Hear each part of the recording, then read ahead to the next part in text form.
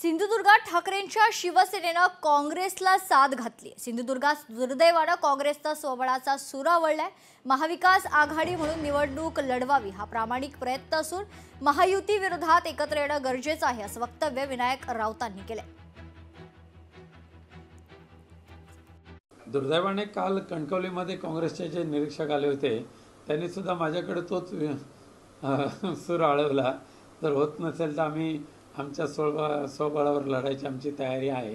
असं आहे की ज्यांना निवडणूक लढवायची इच्छा आहे त्यांना काय आम्ही थांबवू शकत नाही, पण आमचा प्रामाणिक प्रयत्न राहील की महाविकास आघाडीने एकत्रित येऊन लढवले तर अधिक चांगले आहे। सध्या जिल्ह्यामध्ये ज्या पद्धतीने राजकीय स्वैराचार चालू आहे, हैदोस घातला जातोय सध्याच्या राज्यकर्त्यांकडून।